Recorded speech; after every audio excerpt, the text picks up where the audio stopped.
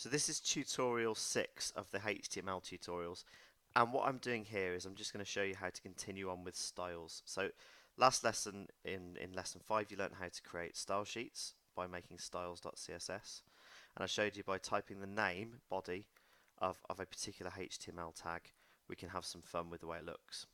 Now what I'm going to do is I'm going to teach you how to use styles and external style sheets on your text.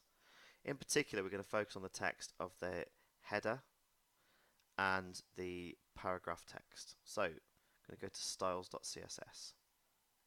If you notice, H1 is the name of your headers. So if after this little section here, I type H1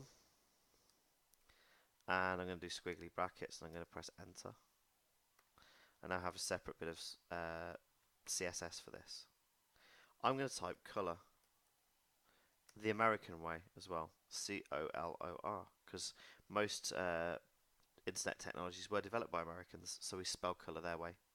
We put a colon there, and obviously you get a semicolon at the end, so whatever you type now needs to go between the colon and the semicolon. And I'm going to choose a nice complementary colour to go with my pinky purple. I'm going to go for a nice green, dark green, a darker green I think. There we go. I'm going to copy that. I'm going to go back to Trinket and I'm just going to paste that value in there. Straight away, oh, that's really strong, isn't it? Unicorn City. So what we need is we need something darker.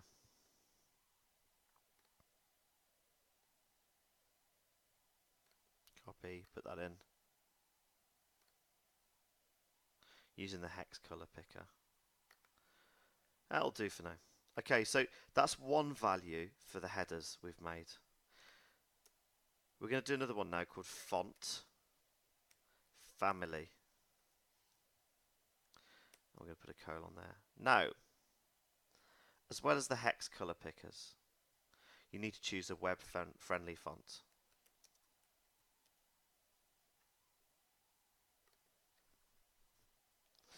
And it tells you a list here. Verdana, Trebuchet, Georgia, Lucidia, Impact. These are all web friendly fonts. Okay. Shows you which is most commonly used now. I'm going to use Verdana, it's a nice one. Trebuchet is quite nice as well, but Verdana is nice and rounded. So what I'm going to type in is Verdana. And you see it's changed. If we go to font -weight and we type bold, should be quite thick.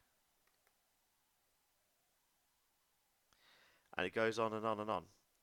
At this stage, for some of you, I think it might be worth you looking at a website called W3 Schools, which is this one here, W3 Schools. If you search for it on Google, and we'll go for CSS tutorial.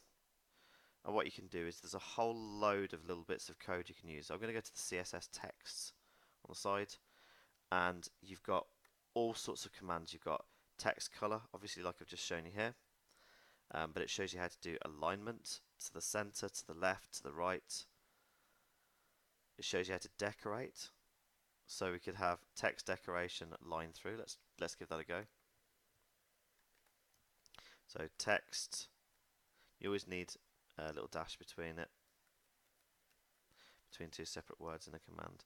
We can go, what is it? What's the actual command again? Let's have a look. We've got line through.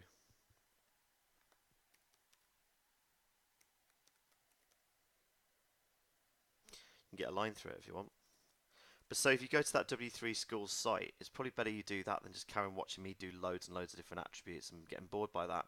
You can pretty much find loads of different little bits and pieces that can help you out.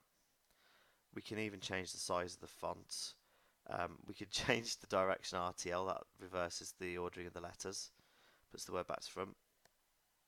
You can even do word spacing. So text shadow. It goes on and on and on and on. And here's a load of these CSS attributes that you can use. So yeah, that's how to do some stuff to do with the text. What we could do now is we could go for P, and we could do something similar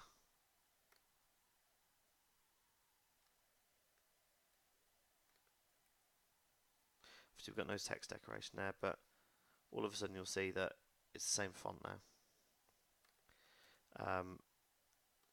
And if we wanted to do a similar thing with the little anchor tag for the hyperlinks, we just do A, obviously because the hyperlinks use A for anchor to actually put them on the page. And we could type in the same thing again. I think just the font family this time because we want it blue to know it's a hyperlink. There you go. And if we go to page 2, it should have the same exact styles because we've used the names of the tags. I'll leave that there for now.